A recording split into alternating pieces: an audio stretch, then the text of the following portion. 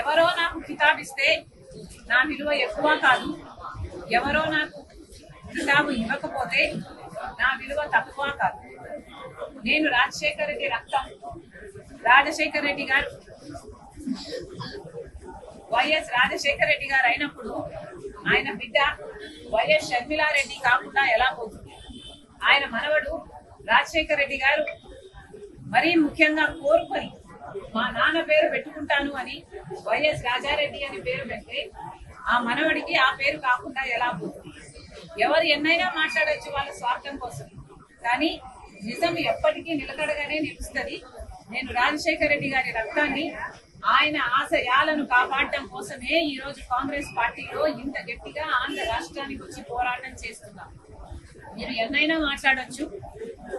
ఈరోజు పొద్దున చాలా దగ్గరి మనుషులు కూడా చాలా విచిత్రమైన, చాలా బాధ కలిగించే కామెంట్స్ చేశారు. కొండా రాఘవరెడ్డి అన్న నాకు గాని నా కుటుంబానికి గాని దగ్గర అనుకున్నా, కానీ ఈరోజు ఆయన కూడా నా మీద నేను పాదయాత్ర ఎందుకు చేశాను అన్న దాని మీద ఆయన ఏదో అక్కడ ఉన్నట్టు, ఆయన బావుమర్ది అక్కడ సూపరింటెండెంట్ అయినట్టు, ఆయన అంతా విన్నట్టు ఏదేదో చెప్పారు. నేను పాదయాత్ర చేయాలి అని భారతమ్మ అడిగితే నేను పాదయాత్ర నేను చేస్తాను అని నేను అడిగినట్టు చెప్పారు.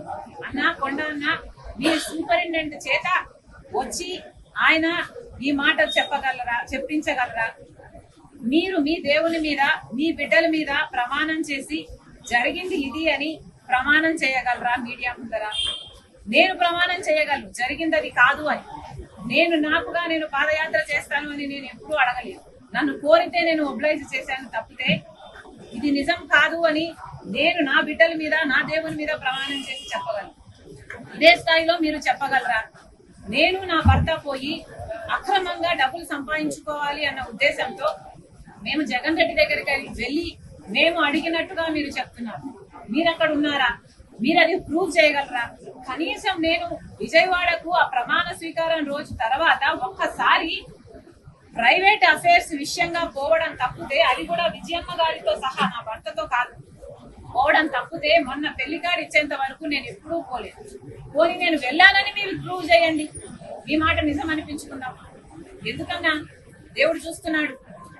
మీరు నిజాలు నిక్కచ్చిగా చెప్పేట్టుకుంటే మీ విలువ పెరుగుతుంది. కానీ ఒక ఆడపిల్ల మీద అబాండాలు ఇలా వేస్తే, రాజశేఖర రెడ్డి బిడ్డ మీద మీరు అబాండాలు వేస్తే ప్రజలు గమనిస్తున్నారు. దయచేసి ఇలాంటివి చేయకండి.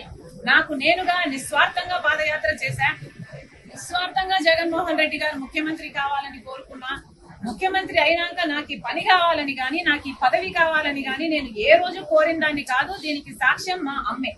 ఈ విషయాలన్నీ అమ్మకు తెలుసు. మీకు దమ్ముంటే అమ్మ చేత చెప్పించండి.